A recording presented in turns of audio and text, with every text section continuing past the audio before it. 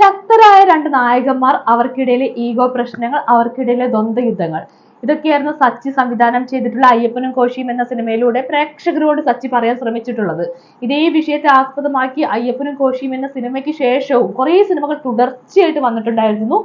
ഏതായാലും അതിൽ നിന്നൊന്നും ഒട്ടും വ്യത്യസ്തമല്ല തലവൻ എന്ന് പറയുന്ന സിനിമയും ഈ പറയുന്ന മെയിൽ ഈഗോ അല്ലെങ്കിൽ ശക്തരായ നായകന്മാർ, ദ്വന്ദ്വയുദ്ധം, ഇതൊക്കെ തലവൻ എന്ന് പറയുന്ന സിനിമയ്ക്കകത്ത് കാണാൻ പറ്റും. പരമാവധി ആൽഫ മെയിൽ ട്രേറ്റുകളൊക്കെ ഉൾക്കൊള്ളിച്ചുകൊണ്ട് തന്നെയാണ് ഈ പറയുന്ന തലവൻ എന്ന് പറയുന്ന സിനിമയിൽ പുറത്തിറക്കിയിരിക്കുന്നത്. പക്ഷെ സിനിമ വ്യത്യസ്തമാകുന്നത് എങ്ങനെയാണെന്ന് വെച്ച് കഴിഞ്ഞാൽ, തലവൻ സിനിമ കണ്ടിറങ്ങിയ പ്രേക്ഷകർക്ക് ഒരു സിനിമ കണ്ട് സന്തോഷം, ഒരു സിനിമ കണ്ട് സമാധാനം, ഒരു നല്ല സിനിമ കണ്ട പ്രതീതി, ഇത് മൂന്നും കിട്ടുന്നുള്ളത് കൊണ്ടാണ് സിനിമ വ്യത്യസ്തമാകുന്നത്. മാത്രമല്ല പരമാവധി ക്ലീശ പരിപാടികൾ, ഇത്തരം സിനിമകളിൽ ഉൾക്കൊള്ളിക്കുന്ന ക്ലീശ പരിപാടികളൊക്കെ മാക്സിമം ഒഴിവാക്കാൻ ശ്രമിച്ചിട്ടുണ്ട്. ആവർത്തന വിരസത പരമാവധി ഒഴിവാക്കിയിട്ടുണ്ട്. ഏതായാലും ചിത്രം സംവിധാനം ചെയ്തിരിക്കുന്ന ജിസ്റ്റോയാണ്. ജിസ്റ്റോയ് തന്റെ പതിവ് എല്ലാ ശൈലിയെയും മാറ്റി പൊളിച്ചെഴുതിക്കൊണ്ടാണ് പുതിയ സിനിമ കൊണ്ടുവന്നിരിക്കുന്നത്. പുള്ളിയുടെ ആ ഒരു സേഫ് സോൺ ഒക്കെ വിട്ട് പുള്ളി പുതിയ പരീക്ഷണം തന്നെ നടത്തി. ഗംഭീരമായിട്ടുള്ളൊരു പരീക്ഷണ മികവ് തന്നെ ആ സിനിമയ്ക്കകത്ത് കാണാനുണ്ട്. എന്തായാലും ഈ പറഞ്ഞതുപോലെ അയ്യപ്പനും കോശിയും ഒക്കെ പറയെങ്കിൽ കൂടിയും നമ്മൾ കണ്ട് പരിചയിച്ച ഒരു സിനിമയെ തൽക്കാലം നമുക്ക് ഓർമ്മ വരില്ല. വളരെ ഇൻട്രസ്റ്റിംഗ് ആയിട്ട് സിനിമ കണ്ടിരിക്കാൻ പറ്റുന്നുണ്ട്. കേന്ദ്ര കഥാപാത്രങ്ങളായിട്ട് അഭിനയിച്ച ബിജു മേനോൻ, ആസിഫ് അലി, ഇവരെ കുറിച്ച് പറയുകയാണെങ്കിൽ ബിജു മേനോൻ ഒരുപാട് പോലീസ് വേഷങ്ങൾ ചെയ്ത് തഴക്കം ബാധിച്ചൊരു നടനായി മാറിയിട്ടുണ്ട്.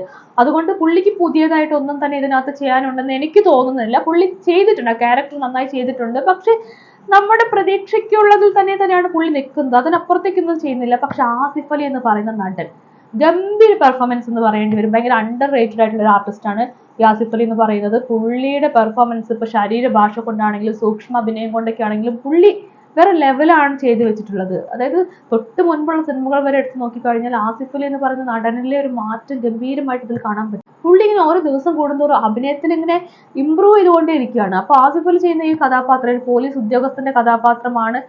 വളരെ എന്താ പറയാ, ഗംഭീരമായി ചെയ്തു. പുള്ളിയുടെ കണ്ണുകൾ കൊണ്ട് അഭിനയിക്കുന്ന ഒരു നടനാണ് ആസിഫ് അലി എന്നാണ് എനിക്ക് പേഴ്സണലി തോന്നിയിട്ടുള്ളത്. നമ്മളിപ്പോ എപ്പോഴും ഫഹദ് ഫാസിലിനെയാണ് എപ്പോഴും കണ്ണുകൾ കൊണ്ട് അഭിനയിക്കുന്ന നടനായിട്ട് പറയാറുള്ളത്. പക്ഷെ ആസിഫ് അലിയും സമാനമായ രീതിയിലാണ്. പുള്ളി ഗംഭീരമായിട്ട് പുള്ളിയുടെ കണ്ണുകളിൽ ആ സൂക്ഷ്മാഭിനയം എന്ന് പറയുന്ന സാധനം അയാളുടെ കണ്ണുകളിൽ കാണാനുണ്ട്.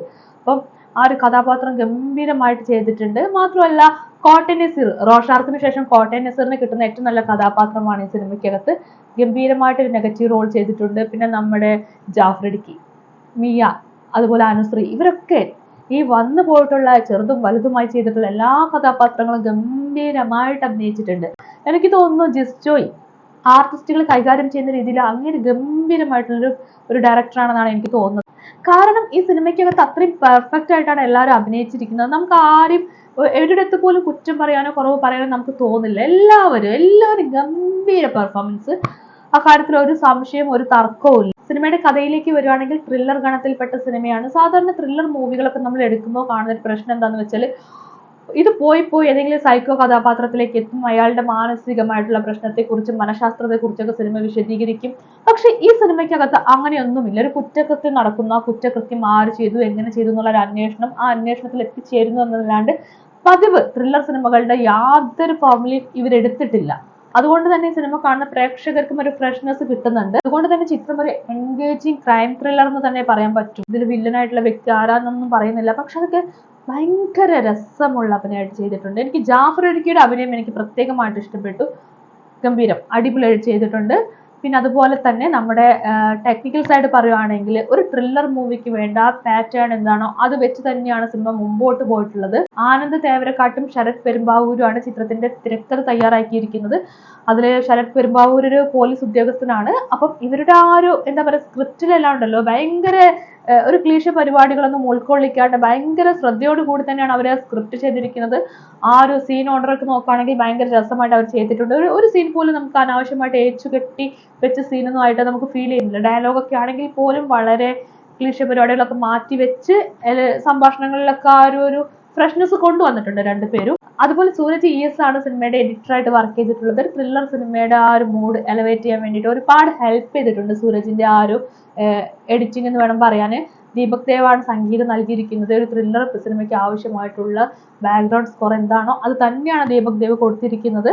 ക്യാമറ അടക്കമുള്ള എല്ലാം തന്നെ ഒരു ത്രില്ലർ സിനിമയുടെ പാറ്റേൺ തന്നെയാണ് പിന്തുടർന്നിട്ടുള്ളത്.